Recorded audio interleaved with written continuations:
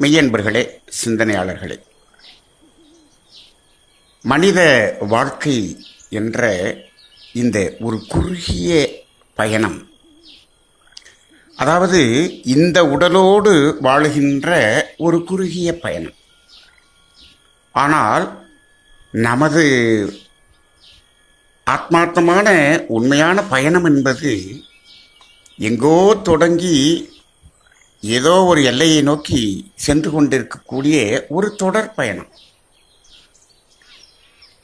அப்படிப்பட்ட அந்த தொடர் பயணத்தில் இந்த உடலோடு இங்கு இப்பொழுது வாழ்ந்து கொண்டிருக்கின்றோம். இந்த வாழ்க்கை இந்த சமுதாயம் சார்ந்த வாழ்க்கையாகவே இப்பொழுது நாம் வாழ்ந்து கொண்டிருப்பதை நாம் உணர்கின்றோம். அதாவது இந்த சமுதாயம் எப்படி வாழ்ந்து கொண்டிருக்கிறது என்பதை பார்க்கின்றோம். அதுதான் வாழ்க்கை என்று அதே போல வாழ்க்கையை தொடர்ந்து நடத்தி கொண்டே இருப்பதுதான் இன்றைய சமுதாயமாக இருக்கிறது. அப்படி நடத்தி கொண்டிருக்கும் பொழுது இந்த சமுதாயத்தில் என்னென்ன துன்பங்கள் மக்கள் அனுபவித்தார்களோ, என்னென்ன நோய்கள் அனுபவித்தார்களோ, அவை அனைத்தையும் நாமும் அனுபவித்து கொண்டுதான் இருக்கிறோம். இப்போ என்ன ஆயிடுச்சு அப்படின்னா, இப்போ அவங்களும் அனுபவிச்சாங்க, நாமளும் அனுபவித்தோம், நாமளும் அனுபவித்து கொண்டிருக்கிறோம். அப்போ இவங்க எல்லாரும் இப்போ மனிதர்களுக்கு என்ன தோன்றும் என்று சொன்னால், அப்போ இது மனிதன் என்று இருந்தால் இதெல்லாம் இப்படி தான் இருக்கும் போல இருக்கு அப்படிங்கிற மாதிரி, இது ஏதோ இயற்கையின் இயல்பாக வரக்கூடிய துன்பங்கள், நோய்கள் என்பது போல ஒரு புரிந்து கொள்ளக்கூடிய ஒரு நிலை இன்றைய சமுதாயத்தில் வருகிறது. அதான் சில பேர் சொல்லுவாங்க, அதாவது இது ஒரு விளையாட்டாக சொல்கிறாங்களா உண்மையாக சொல்கிறாங்களா அப்படின்னு தெரியல, மூக்குன்னு இருந்தால் சளின்னு ஒன்று வந்து தான் தீரும் அப்படின்னு சாதாரண மக்கள் பேசுவதை நான் கேட்டிருக்கின்றேன். மூக்குன்னு இருந்தால் அதில் சுவாசம் போய் வந்து தான் ஆகும் என்று சொன்னால் அது ஒரு அளவுக்கு நமக்கு வாஸ்தவம். ஆனால் மூக்குன்னு இருந்தால் சளி இருக்கணும்னு அவசியம் இருக்கா? இல்லை.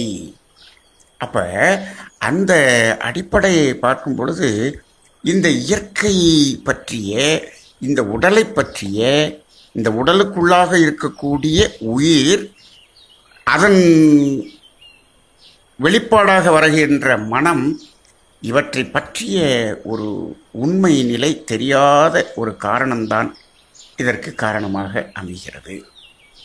ஆக அப்படிப்பட்ட ஒரு நிலையிலே இந்த சாதாரண வாழ்க்கை என்பதே தெரியாமல் இருக்கும் பொழுது கண்ணுக்கு தெரியாத ஒரு நிகழ்வுகள் அது வினைப்பதிவாக இருந்து கொண்டு விளைவாக வந்து கொண்டிருக்கிறது, பதிவாக பதிந்து கொண்டிருக்கிறது.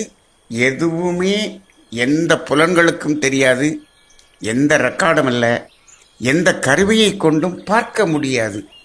அப்படி இருக்கக்கூடிய இந்த ஞானத்தை சமுதாயம் எப்படி ஏற்றுக்கொள்ளும்? அப்போ அந்த அளவுக்கு ஒரு மறைபொருளாக இருக்கக்கூடிய ஒரு ஞானத்தை கூட நாம் சிந்தித்து தெளிந்து கொண்டிருக்கிறோம். ஆனால் இதை எப்படி மக்களுக்கு உணர்த்துவது என்று சொன்னால், அதை அனுபவம் ரீதியாகத்தான் உணர்த்த முடியும். அப்படி என்றால் இப்போது இந்த துன்பங்களும் நோய்களும் இயற்கையாக வருவது இல்லை என்பதை முதலில் அவர்களுக்கு உணர்த்த வேண்டும். அப்போ இதை சின்ன வயதில் நமக்கு சில பாடல்களில் சொல்லியிருக்கின்றார்கள். தீதும் நன்றும் பிறர் தர வாரா என்று சொல்லியிருக்கிறாங்க. ஆனால் அது எப்படி? இப்போ ஒரு 2ஆம் கிளாஸ் வாத்தியார் சொல்லிடுவார், யாதும் ஊரை யாவரும் கேளி தீதும் நன்றும் பிறர் தரவாரா என்று சொல்லித்தர்றாருன்னு வச்சுக்குவோம். இப்போது அதுக்கு எப்படி சார் தீமையும் நன்மையும் பிறரிடமிருந்து வருவதில்லைன்னு நீங்கள் எனக்கு சொல்லித்தரீங்க? நேற்று நீங்கள் தான் குச்சி எடுத்து என்னை அடிச்சிங்க, அப்போ நீங்கள் தானே எனக்கு துன்பம் கொடுத்தீங்க, நீங்கள் அடிச்சிங்க, நான் அடி வாங்கினேன். இதை இப்போ இந்த பாடலுக்கும் இதுக்கு என்ன சார் அப்படின்னு இன்றைக்கி இருக்கக்கூடிய ஆசிரியரிடம் விளக்கம் கேட்டால் அவர் விளக்கம் கூற முடியுமாங்கிறது தெரியாது. அவர் என்ன சொல்லுவார், தீதும் நன்றும் பிறர் தரவாரான்னு நான் எழுதி போட்டேன்ல, நோட்டில் எழுதிட்டியா, மனப்பாடம் பண்ணிட்டியா, நீ பரீட்சையில் அதை எழுதிட்டீன்னா உனக்கு 2 மார்க், நீ பாஸ்.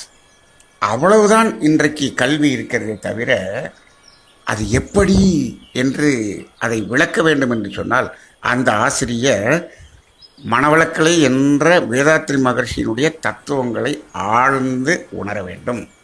அப்போ தான் அவர் விளக்க முடியும்.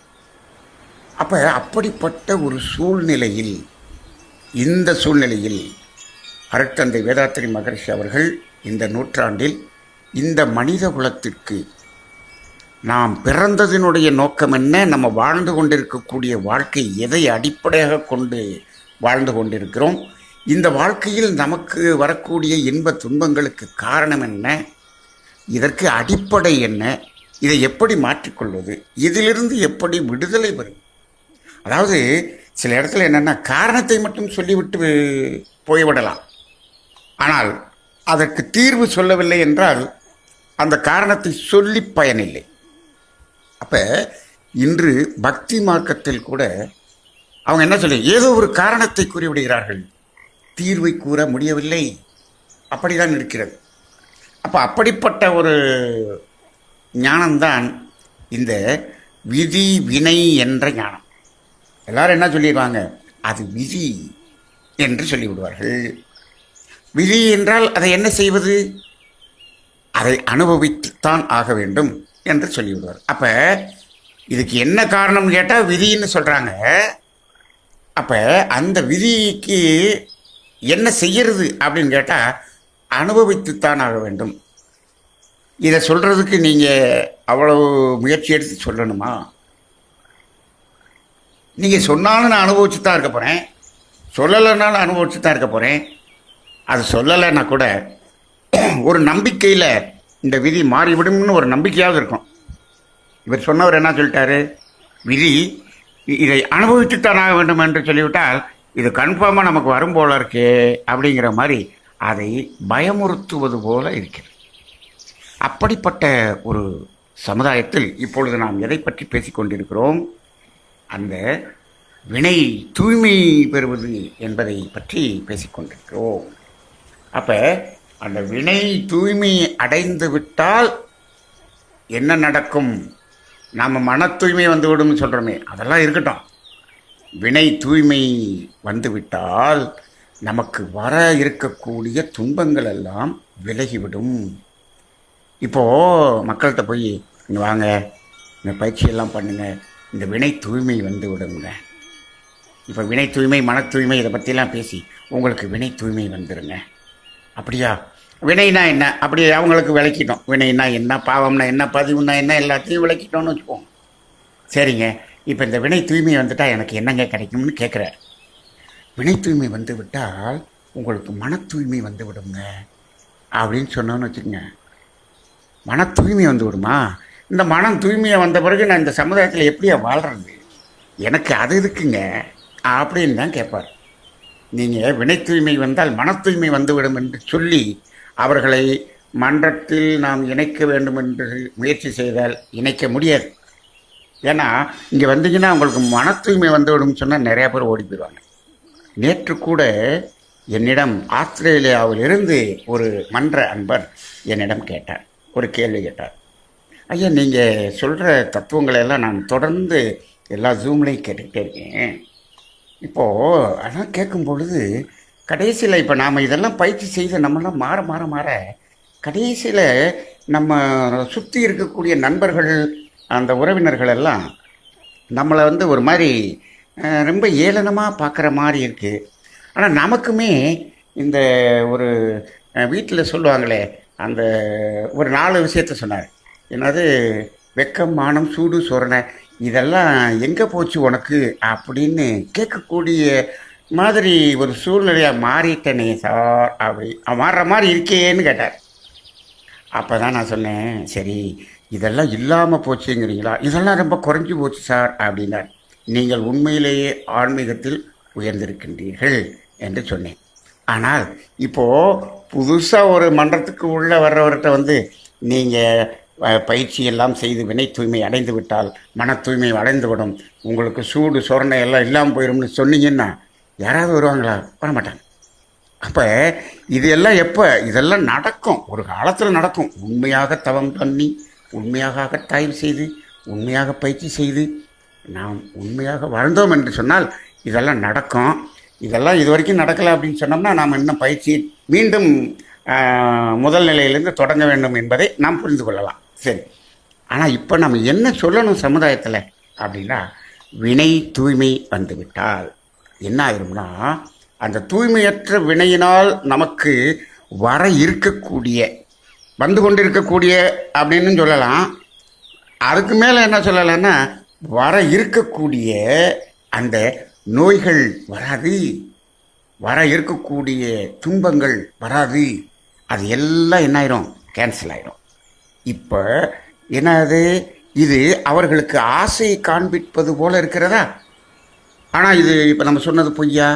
இல்லை, உண்மைதான், உண்மைதான். அப்போது இந்த வினை தூய்மை வரும்போது ரெண்டு விஷயம் நடக்குது. இல்லை, என்ன நடக்குது?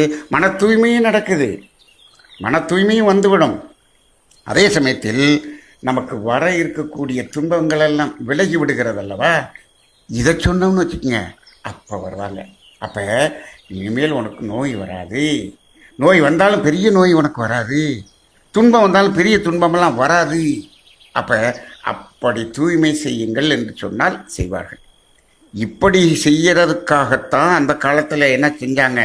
மனிதர்களுக்கு ஆசை காண்பித்தால்தான் அவர்கள் நல்வழிக்கு வருவார்கள் என்பதற்காகத்தான் சொர்க்கம் என்ற ஒரு வார்த்தையை போட்டு அவர்களுக்கு அப்படி ஒரு ஆசையை காண்பித்தார்கள். நரகம் என்று சொல்லி ஒரு பயமுறுத்துதலை செய்தார்கள். அப்போது அந்த காலத்துக்கு, அந்த கால அறிவு நிலைக்கு அந்த சொர்க்கம் நரகம் என்பது ஏற்புடையதாக இருந்தது. ஆனால் இந்த காலத்தில் சொர்க்கம் நரகம் என்பதை சொல்லி மனிதர்களை நாம் இந்த ஆன்மீக பயணத்துக்குள்ளாக கொண்டு வர முடியாது. அப்போது ஏனென்று சொன்னால் அவர்கள் இந்த சொர்க்கம்னா என்ன, நரகம்னா என்னங்கிறத பற்றி அவர் விளக்கம் கேட்க ஆரம்பிச்சிருவாங்க. அதை என்ன சொல்லிடுவாங்கன்னா, இங்கேயே சொர்க்கம், நீங்கள் சொல்கிற அந்த சொர்க்கத்தில் நீங்கள் என்னென்ன ஆசை காமிச்சிங்களோ அதெல்லாம் இங்கேயே கிடைக்குதுன்றவாங்க. ஆக அப்போ அந்த ஒரு நிலை இன்று அது சரி வராது.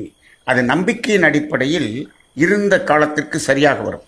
அதைத்தான் மகரிஷி அவர்கள் அறிவின் உயர் படிகள் 3 என்ற வாழ்க்கை தத்துவத்தில் சொல்லும் பொழுது நம்பிக்கை, விளக்கம், முழுமைப்பேறு என்று சொல்வார்.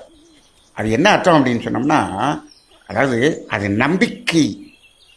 நம்பிக்கையின் அடிப்படையிலாக இருந்தாலும் சரி, விளக்கத்தின் அடிப்படையிலாக இருந்தாலும் சரி, அது என்ன நடக்க வேண்டும் என்று சொன்னால் அறநெறி என்ற ஒழுக்கம், கடமை, ஈகை என்பதை வாழ வேண்டும். அப்போ நம்பிக்கையிலேயே ஒழுக்கம், கடமை, ஈகை வந்துவிட்டது என்று சொன்னால் பரவாயில்ல, அங்கே முழுமை பேர் வந்துவிடும்.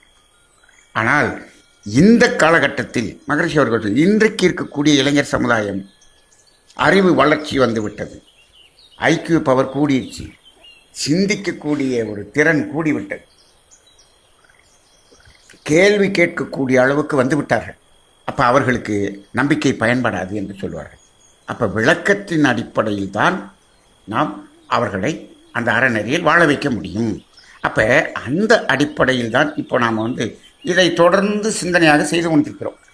இப்போ சென்ற பகுதியிலே நாம் மனம் எங்கு கெட்டது என்பதை நம்ம ஆரம்பத்திலிருந்து பார்த்தோம். சுருக்கமாக அப்படியே அந்த பரிணாமத்தையும் அந்த தன்மாற்றம், உயிரினம் வரை வந்த தன்மாற்றத்தை பார்த்தோம். கடைசியில் எங்கே முடித்தோம் அப்படின்னா, நாம் இந்த இறைநிலை என்ன பண்ணிச்சு, 5 உணர்வுகளையும் மனதை உணரச் சொல்லி இது அறிந்து கொண்டது. இப்போ கடைசியாக என்ன பண்ணுச்சு, ரைட், எல்லாத்தையும் உணர்ந்து முடித்தாகிவிட்டது. இப்பொழுது அந்த தெய்வமே தான் இந்த அளவுக்கு வந்தது என்ற அந்த தெய்வ நிலையை உணர்ந்து தெய்வ நிலையாக மாறுவது.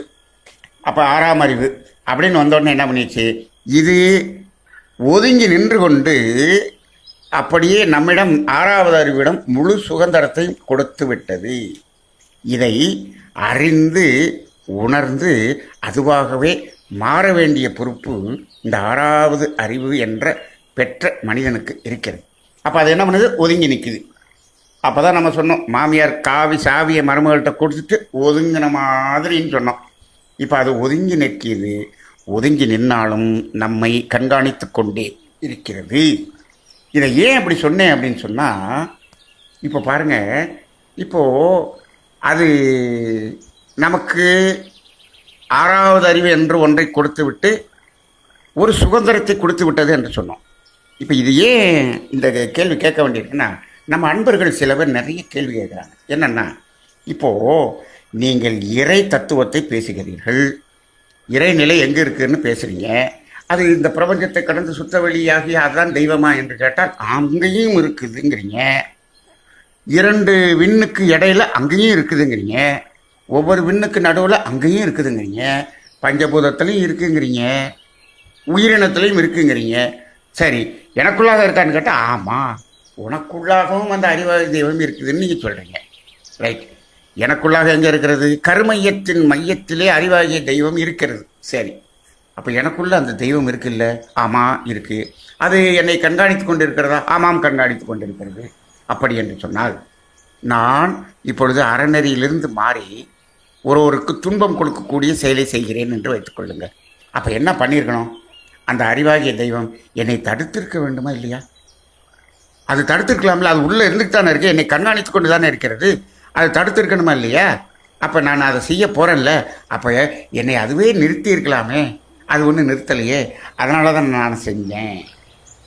அப்போ இப்படி ஒரு கேள்வியை நிறைய பேராசிரியர்களிடம் கேட்டுக்கொண்டிருக்கிறார்கள். எனக்குள்ளே இருக்கக்கூடிய தெய்வம் ஏங்க என்னையை அதை தடுக்கலை அப்படின்னு கேட்கு. அப்போ இதுக்கு பல பேராக பல பதில்கள் கூறினாலும் என்னுடைய அறிவுக்கு எட்டிய பதில் என்ன என்று சொன்னால், அது என்ன பண்ணிடுச்சு? அதுதான் சாவியை கொடுத்துருச்சே. நான் இனிமேல் உன்னுடைய செயல்பாடுகளில் செயல் செய்யும்போது அதில் தலையிட மாட்டேன். ஏனென்று சொன்னால், இந்தியாவுக்கு சுதந்திரம் கொடுத்தது போல முழு சுதந்திரம் கொடுத்தாச்சு. இப்போ இந்தியாவுக்கு பிரிட்டிஷ்காரங்க சுதந்திரம் கொடுத்துட்டு போயிட்டாங்க. இப்போது இங்கே நம்ம பார்லிமெண்ட்டில் நாம் என்ன தீர்மானம் எடுத்து என்ன செய்கிறோம், இது ஒரு மக்களுக்கு ஒரு துன்பமான செயலை செய்கிறோன்னு வச்சுக்குவோம். இப்போ இங்கே ஆங்கிலேயர்கள் பாலம் கட்டுறாங்க, 120 வருஷமாக இருக்குது. இப்போ ஒரு பாலம் கட்டுறாங்க, அது 50 வருஷத்துலேயே போகிற மாதிரி பாலம் கட்டுறாங்கன்னு வச்சுக்குவோம். இப்போ அந்த பிரிட்டிஷ்காரங்க வந்து, ஏப்பா நாங்கள்லாம் எப்படி பாலம் கட்டணும், இப்போ என்ன இப்படி கட்டிக்கிட்டு இருக்க அப்படின்னு அவங்க கேட்க முடியுமா? அப்படின்னு கேட்டால் கேட்க முடியாது. ஏன்? அவங்க இங்கே இருந்தப்போ நீ இதை சுதந்திரம் கொடுத்துட்டு போயிட்டீங்களப்பா, எங்களுக்கு சுதந்திரம் கொடுத்துட்டீல, இன்னுமே நீ எதுக்கு இதில் வந்து தலையிடுற அப்படி தானே கேட்போம். அதே போல் இப்போ என்னாச்சு, அது தலையிடாது. சுதந்திரம் கொடுத்து விட்டது, ஆனால் தலையிடாது. என்ன என்று கேட்டால், இது நன்மையா தீமையா என்பதை ஆய்ந்து உணரக்கூடிய 6வது அறிவை மனிதனுக்கு கொடுத்து விட்டது. அந்த அறிவுக்கு அது தெரியும். அப்போ அது எப்போ தெரியும்? நல்ல உணர்வு நிலைக்கு வரும்பொழுது தெரியும், உணர்ச்சி நிலை இருக்கும்போது தெரியாது. அப்போது இது எதை பொறுத்து அமைகிறது என்று சொன்னால், இந்த 6வது அறிவு அது வெளிப்படும் போது, மனமாக வெளிப்படும் போது, அந்த மனதின் அலைச்சுழல் வேகம் பீட்டா லெவலில் இருக்கும்போது அதுக்கு தெரியாது, நல்லது கெட்டது தெரியாது. அப்போ அது மயக்க நிலையில் இருக்கக்கூடிய ஒரு உணர்ச்சி நிலை. அப்போ அதே ஆல்பா லெவலுக்கு வந்துருச்சுன்னு சொன்னோம்னா ஓரளவுக்கு அந்த புலன் மயக்கத்திலிருந்து விடுதலை பெறும். இன்னும் தீட்டா லெவலுக்கு துரியத்துக்கு வந்துருச்சுன்னு சொன்னால் அந்த மனதுக்கே நல்லது கெட்டது தெரியும். இப்போ பாருங்கள், இப்போது தீய செயலை ஒருவர் செய்கிறார், அந்த மனம் செய்கிறது. இப்போது மன்றத்துக்கு வந்து நல்ல தவம் பண்ணி இப்போ என்ன பண்ணுறாரு, அந்த செயலை விட்டு விட்டார். அந்த எண்ணம் வந்தாலும் அந்த செயலை செய்வதில்லை. இப்போ இதை செய்யாமல் நிறுத்திட்டாரே, இந்த செய்யாமல் நிறுத்தினது வேற மனமா, அப்போ செஞ்சது வேற மனமா என்று கேட்டால் ரெண்டும் ஒரே மனம்தான்.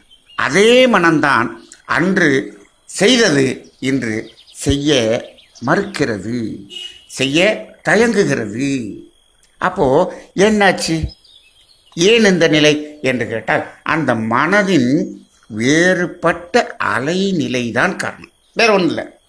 அப்போ அந்த 6வது நமது அறிவுக்கே அந்த இறைவனாகிய அறிவாகிய தெய்வம் நமக்கு நாம் ஒரு தீய செயலை செய்யும்போது அது நமக்கு உணர்த்த வேண்டும் என்று அவசியமில்லை. அவசியமில்லை.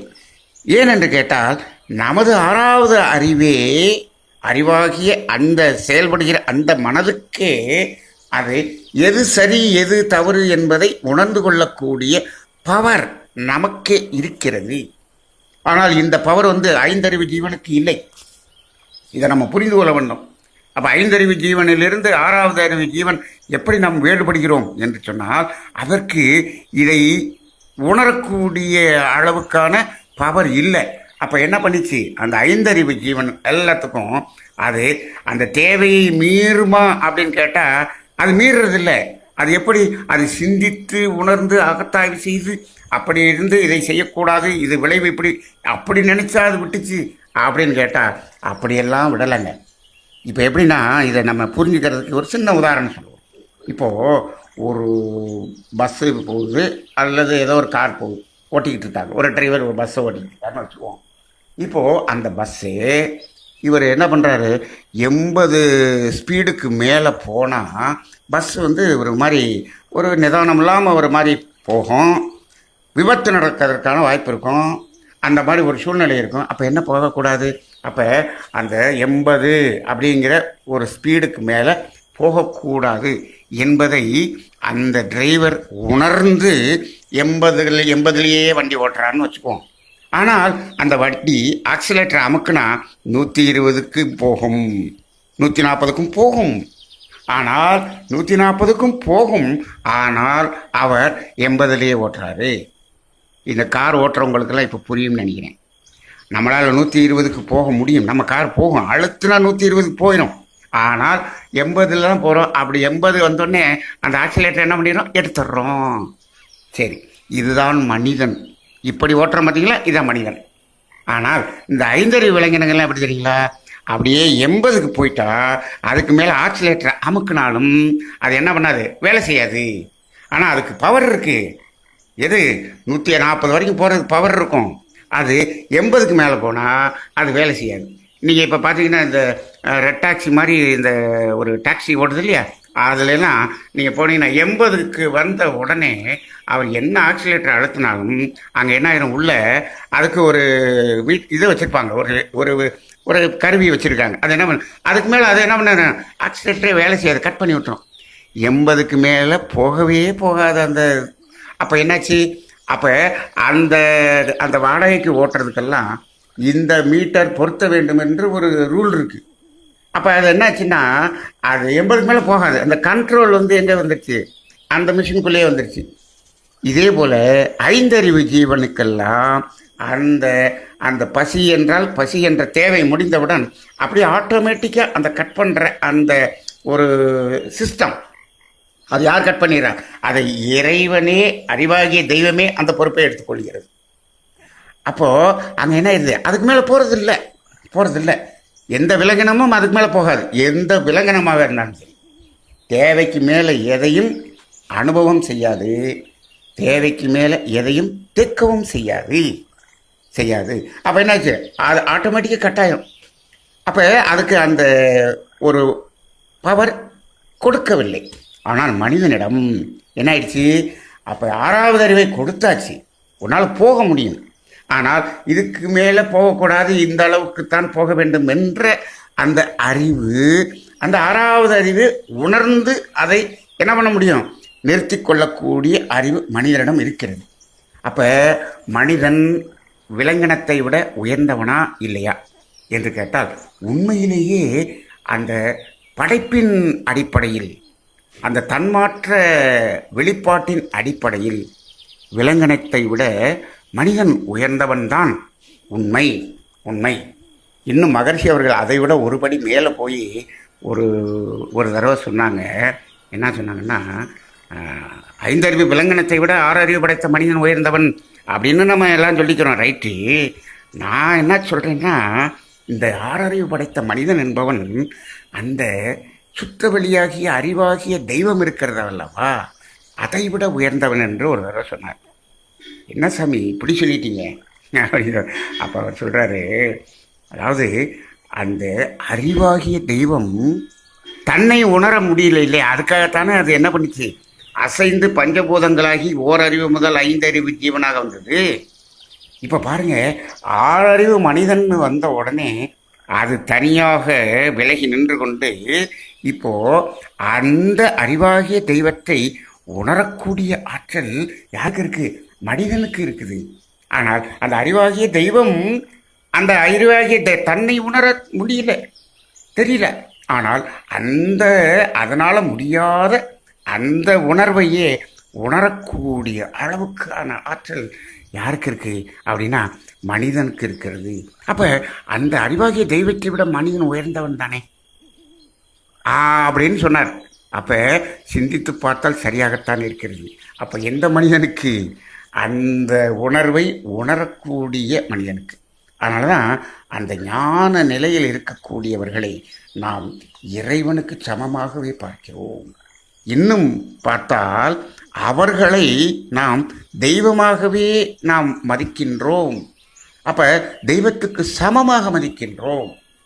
அப்ப அந்த அளவுக்கு உயரக்கூடிய அளவுக்கு நமது 6வது அறிவு என்பது நமக்கு கொடுக்கப்பட்டிருக்கிறது. அப்ப என்ன ஒன்றா, நம்ம மனிதன்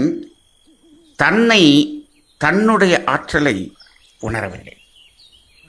தன்னுடைய ஆற்றலை உணராமல் இவ்வளவு பெரிய ஒரு நிலையை உணரக்கூடிய அளவுக்கு, அந்த இறைவனையே உணரக்கூடிய அளவுக்கு நமக்கு அந்த 6வது அறிவை கொடுத்து இந்த உலகத்தில் அனுப்பிவிட்டிருக்கிறார்களே இந்த இயற்கை.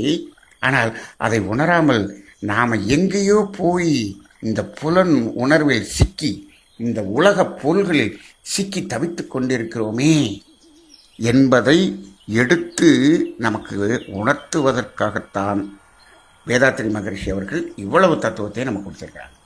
சும்மா இந்த தத்துவமெல்லாம் அதுக்கு இல்லை, இந்த உணர்வை உணர்த்துவதற்காகத்தான். அப்போ இப்படி உணர்வை உணர்ந்தால்தான் நாம் என்ன பண்ண முடியும்? கொஞ்சமாவது அந்த மன தூய்மை பெற்று அந்த வினை தூய்மைக்கான காரியங்களை செய்ய முடியும். அப்போ அந்த அடிப்படையில் இந்த மனித மனம் 6வது அறிவு பெற்ற மனிதன் உள்ளே இருக்கக்கூடிய அறிவாகிய தெய்வம்தான் என்னை இந்த செயலை செய்ய சொன்னது என்று சொல்லுகிறது என்று சொன்னால் அது உண்மையான ஒரு காரணமாக இருக்க முடியாது. தெய்வம் என்பது நம்மை கண்காணித்து கொண்டுதான் இருக்கும். நமது செயலை செய்யும் பொழுது அது தடுக்காது. ஆனால் உள்ள இருக்கக்கூடிய ஆழ் மனம் அதை லேசாக உணர்த்தும். ஆனால் செய்யும்போது முன்னாடி நின்றுக்கிட்டு செய்ய விடாமல் தடுக்கிற வேலையை அது செய்யாது. ஏன்னா நம்ம சுதந்திரத்தில் அது தலையிடாது. ஆனால் ஒரே ஒரு வேலை மட்டும் செய்யும். நீ செய்த பின் நீ செய்தால் அதற்கு ஒரு விளைவு வரும் அல்லவா? ஒரு மனிதனுக்கோ ஏதோ ஒரு உயிருக்கு ஒரு துன்பம் என்ற உணர்வு வரும் அல்லவா? அந்த உணர்வை நான் உனது பெயரிலே பதிவாக வைத்து அதே உணர்வை உனக்கு திருப்பி கொடுக்கக்கூடிய வேலையை செய்வேன். அப்போ என்ன பண்ணுவேன்? நான் தலையிட மாட்டேன். ஆனால் அந்த செயலுக்கு விளைவை கொடுக்கும் வேலையை நான் தான் செய்வேன். அந்த இறைநிலை தான் செய்யும். அப்போ பாருங்கள், இதை பேசாமல் முதல்ல அது தடுத்துட்டுன்னு சொல்லாமன்னா பிரச்சனை இல்லை. தடுக்கவும் மாட்டேங்குது, செய்ய விட்டுருது. அதுக்கப்புறம் என்ன பண்ணுது? விளைவையும் கொடுக்குது. அப்போ என்ன அறிவாகிய தெய்வம் எனக்குள்ளே இருந்துக்கிட்டு அப்படின்னா, உனக்குத்தான் 6வது அறிவு என்ற ஒன்றை கொடுத்து விட்டேனே. அந்த அறிவை நீ எங்கே போய் தடுமாறி எங்கேயோ கொண்டு போய் சிக்க வைத்து கொண்டிருந்தால் அதற்கு நான் பொறுப்பல்ல. இந்த நிலையில் தான் இன்றைய மனித சமுதாயம் மாட்டிக்கொண்டு இருக்கிறது. அப்போது இது எத்தனை தலைமுறைக்கு இப்படியே சென்று கொண்டிருப்பது? அந்த தலைமுறை பார்த்தோம் என்று சொன்னால் இந்த மயக்கம் குறைந்திருக்கிறதா என்று கேட்டால் கூடித்தான் இருக்கிறது. இப்போ மனம் தூய்மை கெட்டது எங்கோ ஒரு இடத்துல ஆரம்பிச்சதுன்னு சொன்னோம். இப்போது அந்த மனம் தூய்மை கெட்டுக்கொண்டிருக்கிறதா? தலைமுறைக்கு தலைமுறை கெட்டுக்கொண்டிருக்கிறதா, மாறிக்கொண்டிருக்கிறதா என்ற ஒரு கேள்வி கேட்டோம் என்று வைத்துக் கொள்ளுங்கள். தலைமுறைக்கு தலைமுறை கெட்டுக்கொண்டு தான் இருக்கிறது, மேலும் கெட்டுக்கொண்டு தான் இருக்கிறது என்பதைத்தான் நாம் பார்க்க முடிகிறது. சென்ற ஒரு 2 தலைமுறைக்கு முன்னாடி இருந்த மனம் எப்படி இருந்தது? தாத்தா பாட்டியினுடைய மனம் எப்படி இருந்தது? மன தூய்மை எப்படி இருந்தது? அப்பா அம்மாவினுடைய மன தூய்மை எப்படி இருந்தது? இப்பொழுது நமது மன தூய்மை எந்த அளவில் இருக்கிறது? இனி நமது பிள்ளை பேரனுடைய மன தூய்மை எந்த அளவில் இருக்கப் போகிறது? அது மன தூய்மை குறைந்து கொண்டே தான் வந்திருக்கிறதே தவிர மன தூய்மை வளர்ந்து கொண்டதாக சமுதாயத்தில் இல்லை இல்லை. அப்போ இதுக்கெல்லாம் என்ன காரணம் அப்படின்னு பார்த்தோம்னா மயக்கம்தான் காரணம். சரி, அந்த மயக்கம் எங்கே ஆரம்பிச்சது அப்படின்னு கேட்டால் எதில் ஆரம்பிச்சது, பேசிக்காக எதில் ஆரம்பிச்சது அப்படின்னு கேட்டால் மகரிஷி அவர்கள் வாழ்க்கை தத்துவத்தில் கூறுவார்கள் அல்லவா, தேவைகள் 3 என்று கூறுவார்களே, அங்கு ஆரம்பித்தது. அதில்தான் மயக்கம் என்பது ஆரம்பம். ஆனால் அது இப்பொழுது சென்றிருக்கக்கூடிய இடம் எங்கோ சென்றிருக்கிறது. ஆனால் அது தொடங்கிய இடம் அந்த தேவைகள் 3 என்பதில் தான். இப்பொழுது மகரிஷி அவர்கள் தேவைகள் 3 என்று ஒரு தத்துவத்தை கொடுத்திருக்கிறார்கள். ஆனால் இதே அந்த 3 விஷயங்கள் நமது சமுதாயத்தில் நமது முன்னோர்களால் வழக்கமாக சில வார்த்தைகளால் சொல்லப்பட்டிருந்தது. அது என்ன என்று சொன்னால், அவர்கள் என்ன சொல்லியிருந்தாங்கன்னா தேவைகள் என்று சொல்லவில்லை. அவர்கள் என்ன சொல்லியிருந்தார்கள் என்றால் அடிப்படை தேவைகள் என்று சொன்னாங்க. அடிப்படை தேவைகள். அப்போ அடிப்படை தேவைன்னு ஒன்று இருக்குது, அப்போ அனாவசிய தேவைன்னு ஒன்று இருக்குது அப்படிங்கிற மாதிரி ஆகுது. அப்போ இன்னொன்று அடிப்படை தேவைன்னு இல்லை, அத்தியாவசிய தேவை அப்படின்னு சொன்னாங்க. அத்தியாவசிய தேவை என்று 3ஐ சொல்லியிருந்தார்கள். அப்போ மற்றதெல்லாம் அனாவசிய தேவை என்று நாம் புரிந்து கொள்ள வேண்டும். அப்போ அவங்கள்ட்ட போய் சார் இப்போ இதெல்லாம் அத்தியாவசிய தேவைன்னு சொல்கிறீங்க, அப்போ இதை தவிர மற்றதெல்லாம் அனாவசிய தேவையா? அது எனக்கு தெரியாது. இது 3 அத்தியாவசிய தேவை, மற்றதெல்லாம் அது அனாவசிய, அது நீயா புரிஞ்சுக்க, அதையே நான் சொல்லுவானே அப்படின்னு சொல்ல மாட்டாங்க. அனாவசிய தேவை என்று சொல்லவில்லை. ஆனால் நாம் தான் புரிந்து கொள்ள வேண்டும். மகரிஷி அவர்களோடு சொல்வார்கள், அதாவது இப்பொழுது நம்ம பார்ப்பதெல்லாம் பொருள் அல்லன்னு சொல்லுவார். பொருள் என்று சொன்னால் அது நிலைத்ததாக இருக்க வேண்டும், மாற்றம் அடையக்கூடாது, அழியக்கூடாது அப்படின்னு சொல்லுவார். ஆனால் இப்போ நம்ம பார்க்குறது எல்லாமே மாறிக்கொண்டே இருக்கிறது, அழிந்து கொண்டே இருக்கிறது. அப்போ இதெல்லாம் பொருளான்னு கேட்டால் பொருள் இல்லைன்னு சொல்லுவார். வள்ளுவர் கூட அதை சொல்கிறதாக மகரிஷி அவர்கள் சொல்லி நான் கேட்டிருக்கின்றேன். பொருள் அல்லாதவற்றை பொருள் என்று கூறும் மருள் என்று வள்ளுவர் கூறுகின்றார். பொருள் இல்லாததையெல்லாம் பொருள்னு சொல்லிக்கிட்டு இருக்கக்கூடிய மருள் என்றால் பொய், மாற்றி சொல்கிறோம் என்று. அப்போ அப்படி சொல்லும்போது அப்போ இதெல்லாம் பொருள் இல்லையா? சாமி நம்ம பொருள் தானே சொல்லிக்கிட்டு இருக்கிறோம். அப்போ அவர் சொல்லுவார், ஆமாப்பா இதெல்லாம் பொருள் இல்லை அப்படின்னு சொன்னால் இன்றைக்கி சமுதாயம் ஒத்துக்குமானா ஒத்துக்காது. ஏன்? பழகி போச்சு. அப்படியே அதிலேயே சொல்லி சொல்லி சொல்லி பழகி இருக்கக்கூடிய மனிதர்களை என்ன பண்ண முடியாது, மீட்டு கொண்டு வந்து உணர்த்தி மீட்டு கொண்டு வர முடியாது. அப்போ என்ன பண்ண வேண்டியிருக்கிறது, இந்த ஞானிகள் அதை இப்படி சொன்னாங்கன்னா அந்த சொல்பவர்களையே இந்த சமுதாயம் என்ன பண்ணிவிடும், அவர்களையே தீண்டிவிடும். அதனால் அவங்க என்ன பண்ணிட்டாங்க, அப்போ இது பொருள் இல்லைன்னு சொன்னால் ஏற்றுக்கலை. அப்போ என்ன பண்ணிட்டாங்கன்னா அந்த சுற்ற வழியாக தெய்வத்துக்கு ஒரு பேரை வச்சு விட்டாங்க. என்ன சொல்லிட்டாங்கன்னா மெய்ப்பொருள் என்று சொல்லிவிட்டார்கள். மெய்ப்பொருள் என்று சொல்லிட்டாங்க. சாமி அப்போ மெய்ப்பொருள் அப்படின்னு சொன்னால் அப்போ இதெல்லாம் பொய்ப்பொருள்ப்பா. அந்த பொய்யுங்கிற வார்த்தையை போட்டோம்னா சமுதாயத்தில் உன்னை அடிச்சு போடுவான். அதனால் அந்த பொய்யுங்கிற வார்த்தையை எடுத்துகிட்டு பொருள்னு போட்டாங்க. அது மெய்ப்பொருள். அப்போ அது நீயே புரிஞ்சிக்க, அவ்வளோதானே. அப்போ இது பொய்ப்பொருள் தான். ஆமாம் புரிஞ்சிக்க, ஏற்றுக்கிறதுனா ஏற்றுக்காட்டி விட்டுரு. இப்படி நிறைய விஷயங்கள் சமுதாயத்துக்காக அங்கே என்ன பண்ண முடியும், சமுதாயத்தில் மாற்ற முடியாமல் விட்டதாக இருக்கிறது. ஆனால் இப்போது இந்த தத்துவங்களெல்லாம் புரிந்து கொண்டவர்கள் என்ன சொல்லுவாங்க, இதெல்லாம் பொய்ப்பொருள் என்பதை புரிந்து கொள்வார்கள். சில இடத்தில் ஆன்மீக பெரியவர்களால் கூட, சித்தர்களால் கூட சில உண்மையை உண்மையாக கூற முடியவில்லை. அப்படி வந்தவர்தான் முருகன். கந்த கடவுள் இருக்கிறாரே, அப்படி வந்தவர் தான். நம்ம சமுதாயத்தில் 5 பஞ்சபூதங்கள், அதுதான் இயற்கை, தெய்வம்தான் 5 பஞ்சபூதங்களாக வந்தது என்று விநாயகரை ஐங்கரத்தான் என்று வைத்து கும்பிட்டு கொண்டிருந்த காலத்திலே இந்த தென்பகுதியில் வாழ்ந்த சித்தர்கள் ஆழ்ந்த அறிவிலே அவர்கள் கண்ட உண்மை என்ன என்று சொன்னால், அதாவது 5 பூதங்களாக வந்து 5 தன்மாற்றங்களாக வந்த ஒரு இயற்கை, அழுத்தம் ஒளி சுவை மனம் என்று வந்த இயற்கை, ஆனால் அது மனிதன் என்று வரக்கூடிய நிலையிலே மனம் என்று 6வது ஒரு காந்த தன்மாற்றமாக மலர்ந்ததும் அதே அறிவாகிய தெய்வம்தானே. அப்போ காந்தம் 5 வெளிப்பாடாக இல்லை 6 வெளிப்பாடாக இருக்கிறது என்பதை உணர்ந்து 5ங்கிறது இல்லை, உண்மையிலே அது 6ன்னு சொன்னாங்க. அப்போ என்ன பண்ணணும்? விநாயகர் என்பது இல்லை என்று சொல்லிட்டு முருகன் என்று அவங்க சொல்லியிருக்கணும். அப்போ விநாயகர் சிலையை தூக்கிட்டு முருகன் சிலையை வச்சுருக்கணும். விடுவாங்களா? இந்த சமுதாயத்தில் விநாயகர் சிலையை தூக்க விடுவாங்களா? இல்லை. அதிலேயே ஊறி இருக்கக்கூடிய மக்கள் சமுதாயம் இருக்கும் பொழுது என்ன பண்ண முடியாது. அதை எடுத்துட்டு 6 முகம் என்ற சொல்லி அந்த காந்தன் என்ற சொல்லி காந்தன் என்று அந்த முருகன் அதை அமைத்து கொடுக்கக்கூடிய ஒரு சூழ்நிலை இல்லை. அப்போது அந்த 6 என்பதற்காகத்தான் 6 முகம் என்று வந்தது. மகர்ஷி கூட சொல்லுவாங்க, 6 முகம் ஆன பொருள் நீ அருள வேண்டும் என்று அருணகிரிநாதர் வேண்டியிருக்கிறாரே. ஒவ்வொரு முகத்துக்கும் ஒவ்வொரு காரணத்தை சொன்ன அந்த அருணகிரிநாதர் கடைசி வரியிலே 6 முகமான பொருள் நீ அருளல் வேண்டும் என்று சொல்லியிருக்கிறார். அவர் காலத்தில் அருணகிரி வாழ்ந்த காலத்தில் மனவளக்கலை மன்றங்கள் அங்கே ஊருக்குள்ளே இல்லாமல் போயிடுச்சு. ஊருக்குள்ளே மனவளக்கலை மன்றங்கள் இருந்திருந்தால் அருணகிரிநாதரை கூப்பிட்டு அவருக்கு 6 முகமான பொருள் இதுதாங்கன்னு நம்ம சொல்லி கொடுத்துருக்கலாம். அப்போ எல்லாம் மன்றம் இல்லாமல் போச்சுன்னு ஒரு ஜோக்காக சொல்லுவார்.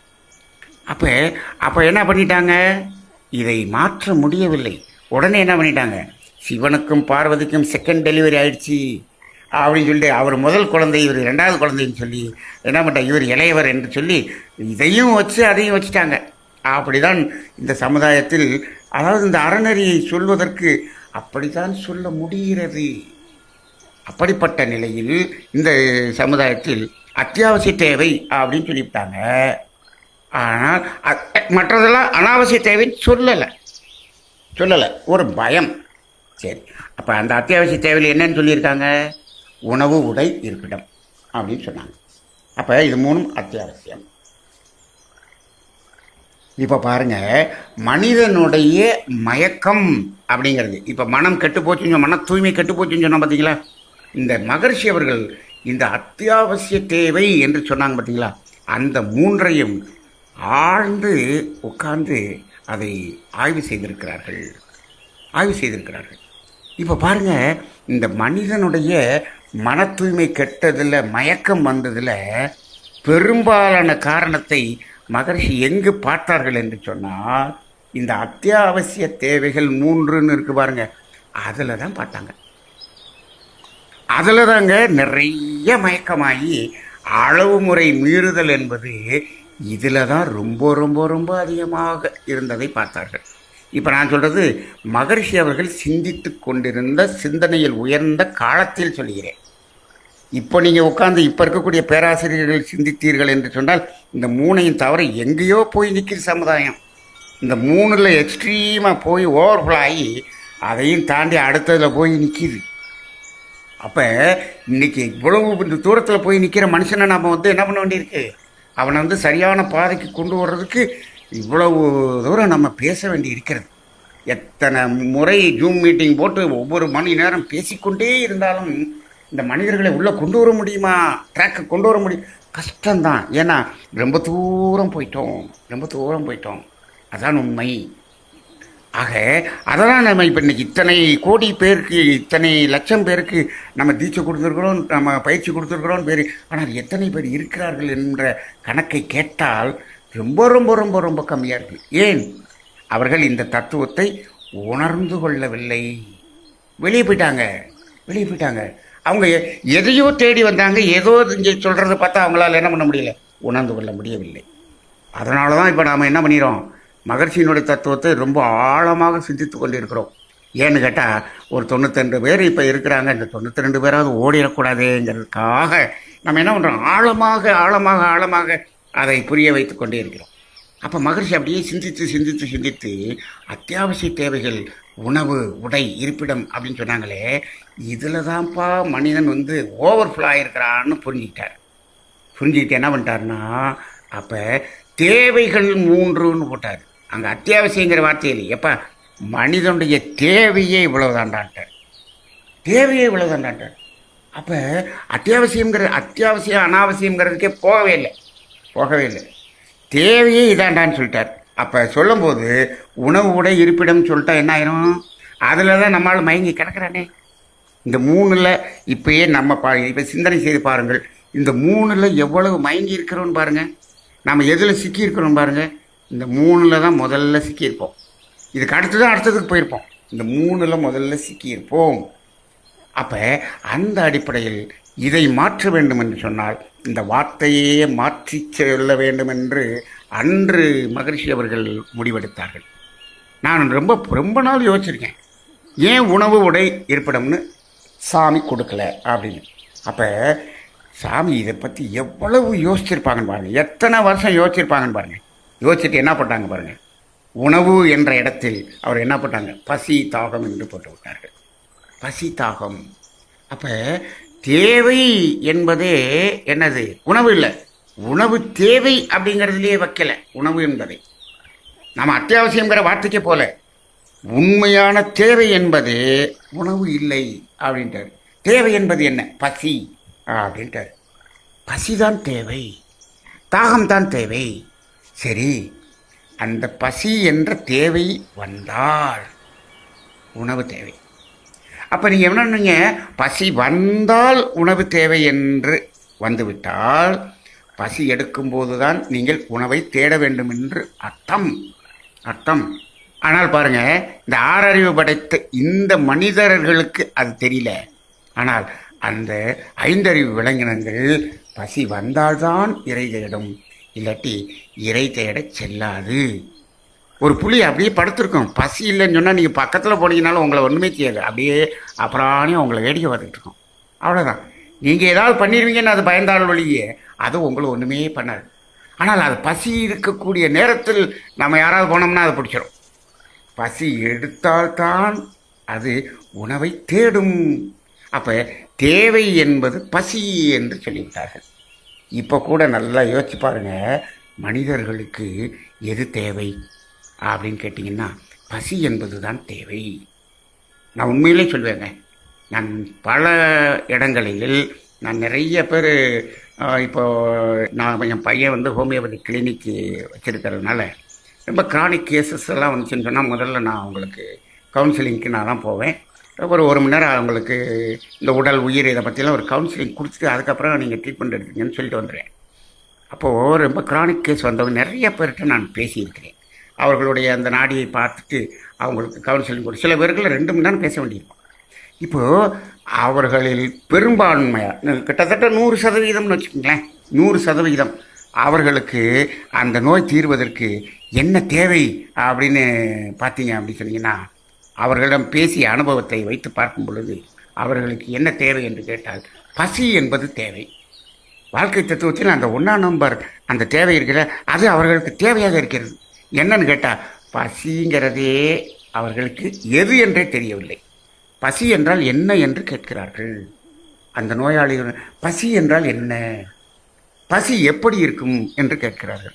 சில பேர் பசிக்குதுங்கிறாங்க, அது உண்மையான பசியாக இல்லை, அது பொய் பசியாக இருக்கிறது, மனப்பசியாக இருக்கிறது. மனம் கெட்டு போச்சுல, அந்த கெட்டுப்போன மனதின் பசி, உடலின் பசி இல்லை.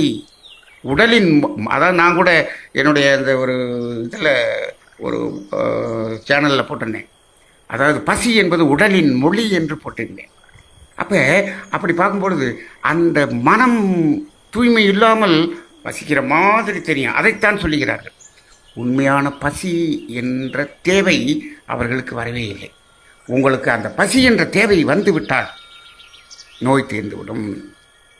அப்போ நிறைய பேருக்கு இங்கே தாங்க பிரச்சனை இருக்குது, பசினா என்னன்னே தெரியல. அப்போ ஒரு மருத்துவம் படித்த ஒரு அம்மா என்னிடம் வந்தார்கள், அவர்களும் இதே தான் சொன்னார்கள். பசியா, அது எப்படி இருக்கும் என்று கேட்டார்கள். ஏன்னு கேட்டால் நான் பசிக்கவே விடுறதே இல்லையே, அட்வான்ஸாக பசிக்கிறதுக்கு முன்னாடியே நாங்கள் சாப்பிட்றதுனால பசினா என்னான்னே தெரியவில்லை என்று சொன்னார்கள். பாருங்கள், இன்றைக்கு சமுதாயத்தில் இருக்கக்கூடிய மக்களில் 197% அப்படித்தான் இருக்கிறார்கள் என்பதுதான் என்னுடைய ஒரு புரிதல். இப்போ கூட நீங்கள் கேட்டுக்கிட்டு இருக்கவங்க இல்லையே, நல்லா இன்னைக்கு யோசிங்க. உங்களுக்கு பசி என்றால் என்ன என்று தெரியுமா? வாழ்க்கையில் பசி என்றால் தெரியுமா? உங்களுக்கு பசி என்பதை உங்களது பெற்றோர்கள் உணர்த்தியிருக்கிறார்களா? பெரும்பாலான பெற்றோர்கள் பசி என்றால் என்ன என்பதை பிள்ளைகளுக்கு உணர்த்தாமலேயே வளர்த்திருக்கிற பாவத்தை செய்திருக்கிறார்கள் என்றுதான் நான் சொல்வேன். என்ன அது பசி அப்படிங்கிற உணர்வு, அந்த பசிங்கிற உணர்வு வந்து குழந்தை கேட்கணுங்க, சோறு போடுன்னு கேட்கணும். கேட்கும்போது நீங்கள் கொடுத்தீங்கன்னா அப்படியே கொடுக்க அப்படியே சாப்பிடும். அதில் ருசி இல்லைன்னா கூட அப்படியே ருசியாக சாப்பிடும். ஆனால் நம்ம என்ன பண்ணிடுறோம், இழுத்து வச்சு ஊட்டி அதை இத்தனை கொடுக்கணும் அப்படின்னு சொல்லி நாம் அதை இத்தனை கலோரி கொடுக்கணும், இதை கொடுக்கணும், அதை கொடுக்கணும், இதை கொடுக்கணும். பசியே ஏற்படாமல் உணவை கொடுத்து கொடுத்து கொடுத்து நோயாளிகளை உருவாக்கி கொண்டிருக்கிறோம். ஆனால் இன்றைக்கி இருக்கக்கூடிய மாடர்ன் டாக்டர்ஸ் அதான் சொல்லுவாங்க, இப்படி தான் கொடுக்கணும், இவ்வளோ கொடுக்கணும்னு சொல்லுவாங்க. ஏன்னு கேட்டால் அவர்களுடைய வியாபாரம் அப்பொழுது தான் பெருகி பெருகி பெருகி பல்நோக்கு மருத்துவமனை கட்ட முடியும், அதுக்கு சொல்லிடுவாங்க. ஆனால் இதில் தான் மனிதன் முதல்ல விழுந்துறான். அப்போ பசி என்பது தான் தேவை என்று மகரிஷி சொன்னார் பாருங்க, உண்மையான உண்மை. அந்த மருத்துவம் சார்ந்து ஒருத்தங்க வந்தாங்கன்னு சொன்னோன்னே, அவங்க கவர்மெண்ட் ஹாஸ்பிட்டலில் ஒர்க் பண்ணுறாங்க. அவங்கள்ட்ட முதல்ல உங்களுக்கு பசி என்றால் என்னன்னு நீங்கள் புரிந்த பிறகு தாங்க உங்களுக்கு நோயை சரி பண்ண முடியும். அப்போ அதுக்கு நான் என்ன பண்ணணும்னு கேட்டாங்க. பசி எடுக்கிற வரைக்கும் சாப்பிடாதீங்க அப்படியே விட்டோன்னே ஒரு நாள் ஃபுல்லாக இருந்தாங்க. அவங்களுக்கு உண்மையான பசி வரவே இல்லை, தண்ணி மட்டும் குடிச்சிக்கிட்டே இருக்காங்க. பேசாமல் படுத்துருங்கன்னு சொல்லிட்டேன். 2வது நாள் இருக்காங்க. 2வது நாள் மதியத்துக்கு மேலே சாயந்தரம், 2வது நாள் மதியத்துக்கு மேலே சாயந்தரம் பசிக்கிற மாதிரி இருக்குன்னாங்க. மாதிரி தானே இருக்குது, இன்னும் உண்மையிலே பசிக்கல இல்லை, இருங்க அப்படின்னு. இல்லை சார் ரொம்ப டயர்டாக இருக்குது, ரைட் ஒரு ஜூஸ் மட்டும் குடிங்க அப்படின்னு சொல்லி. 3வது நாள் சார் கபன்னு பசிக்குது சார் அப்படின்னாங்க. ரைட், உண்மையான பசி இருந்துச்சு. ரைட்டு, இப்போது அந்த நேரத்தில் அவங்களுக்கு உப்பு கொஞ்சோண்டு உப்பு பத்தாமல் நீங்கள் ஒரு ரசத்தை வச்சு கொடுத்தா கூட அப்படி சாப்பிடுவாங்க அவங்க. அதுதாங்க பசி. நம்ம பழமொழி இருக்கிறது, பசி ருசி அறியாது என்று சொல்வார்கள். இப்போது நம்ம வீட்டுக்காரர் என்ன இதில் கொஞ்சம் உப்பு சரியில்லையே, அதில் கொஞ்சம் உரம் பத்தலையே, இதில் கொஞ்சம் உப்பு பத்தலையே அப்படின்னு எந்த வீட்டுக்காரர் சொல்கிறாரோ அப்போ புரிந்து கொள்ளுங்கள், அவருக்கு பசி இல்லை என்று புரிந்து கொள்ளுங்கள். அவ்வளோதான். அவங்க பசி இல்லாமல் சாப்பிட்றாங்க. பசி ருசி அறியாது என்று சொல்லியிருக்கிறார்கள். அப்போ 2வது நாள் வந்து 3வது நாள் தான் இந்த அம்மா சாப்பிட்டாங்க, பசி எடுத்து சாப்பிட்டாங்க. அப்போ அந்த அடிப்படையில் நாம் அந்த முதல் அந்த தேவை என்பதிலேயே மகரிஷி அவர்கள் ஏன் உணவு என்று கொடுக்காமல் பசி என்று கொடுத்தார்கள் என்பதை பார்க்கும் பொழுது இந்த மன தூய்மை கெட்டது அப்படிங்கிறது முதல்ல தேவைகள் 3இல் பசி என்பதில் நாம் கெடுத்திருக்கிறோம் என்பதை நாம் புரிந்து கொள்ளக்கூடியதாக இருக்கிறது. இந்த பகுதியை நிறைவு செய்து கொள்வோம். வாழ்க வையகம்.